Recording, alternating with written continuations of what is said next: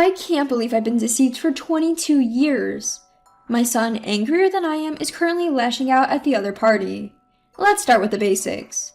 I'm 48, self-employed, making around $90,000 a year. My wife is a company employee making just under $40,000 a year. We have a 22-year-old son who's in college and a 24-year-old daughter who's working. My son is studying forensic science at university and apparently did a DNA test as part of a class or something. He took a swab from me and my wife's mouths, saying it was needed for class or something, half-jokingly. A few days later, my son contacted me saying we needed to talk. Over drinks at a bar, he asked me tearfully, "Am I actually my mom's child from a previous relationship?" I responded, "Impossible! We have pictures of you when you were born at home, don't we?" My son silently handed over some paperwork. Though the paper was filled with various numbers, the bottom line was that there was a 99% probability that my son and I weren't related. I was dumbfounded and asked my son, "Are you sure?" before finally managing to say, "Regardless of blood ties, you're still my precious child."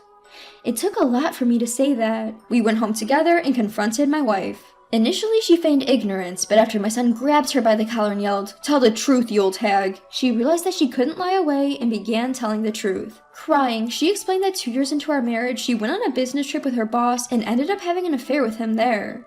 She knew it was wrong, but she found the affair exciting and kept it going. She fell for his line, "Let's get a divorce and be together." I was dumbstruck by the betrayal of my wife that I never knew. She found out she was pregnant with my son around that time, but wasn't sure whose child it was, so she honestly considered abortion. When she told her lover about the pregnancy, he was initially thrilled. However, it turned out that his own wife was also pregnant at the same time, so when she confronted him, he shoved some money at her and ran away. Because I noticed her pregnancy and was happy about it, she felt she had no choice but to keep the child. She made some excuses after that, but our daughter told her, "I don't even want to call you mom, you're the worst kind of person," and she broke down crying. We managed to extract some information about her lover from her. Apparently, he's still an executive at the company where she works. I confiscated her phone and looked through it, but I didn't find anything suspicious. She says she hasn't had any contact with him since he ran away after she told him about the pregnancy. However, while searching her bedroom, we found an envelope at the bottom of her makeup box. "If you tell anyone at work or your husband about us, you won't have a future. Keep quiet and you'll be taken care of," read a note in it. My son, trembling as he read the note, said, "Dad, you're still my dad, right?" He burst into tears, gripped my hand tightly, and said, "I'm going to do something unfilial. I might even have to drop out of school. I hope you can forgive me." Then he shouted at my wife, "Tell me where that bastard lives." When I asked, "What are you planning to do?" he replied, "I'm going to kill the other guy."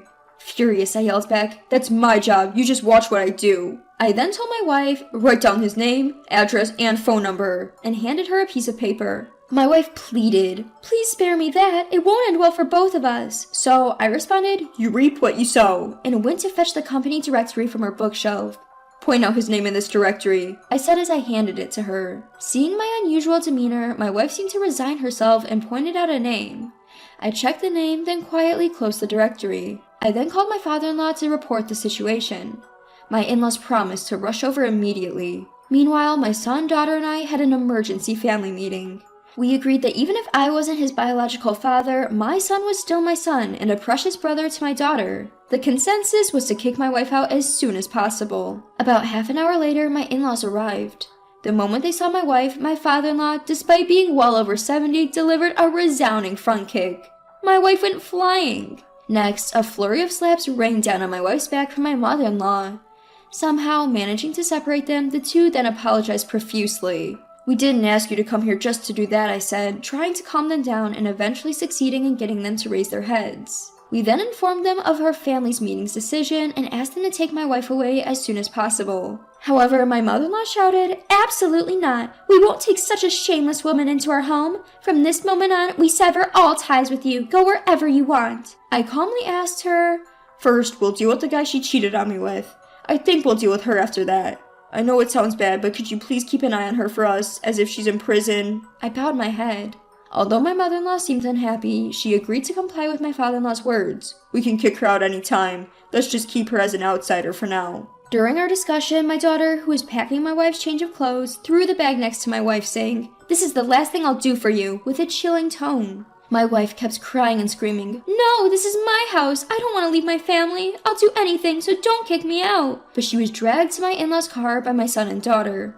By that time, it was 2 in the morning. Even though I was probably not going to sleep, I went to bed to rest and think about what to do next. In the end, I didn't sleep at all, but when the sun started to rise, I got out of bed.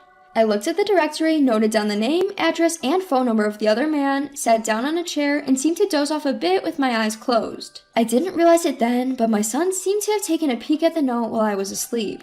I was contemplating the day ahead, enjoying the breakfast my daughter had prepared for me before heading off to work, when my son said, "Dad, I'm going to school. Let's have another meeting tonight," and left the house 2 hours earlier than usual. My son left home and headed straight for the house of his mother's lover. Apparently, the guy was also at home, yet to leave for work. Upon reaching, my son announced at the doorstep, "I am the child you made outside your marriage." The guy, of course, couldn't make heads or tails of the situation and responded, "I don't have any child outside my marriage." To which my son retorted, "Then what's this?" He flung an envelope at the guy, screaming his mother's name. The guy blanched and started shaking, trying to push my son out the door, saying, "Not here, let's go outside." But my son wouldn't have it. "My family's been destroyed and you want to run away?" He shouted, causing the man's wife and kids to appear. My son apparently lashed out at the other man's wife, who was screaming, "I'm calling the cops," saying, "Go ahead and call them, I'll spill everything your husband did." The other man's wife, struck by these words, responded, "Alright, let's calm down and talk about this," and apparently invited him inside.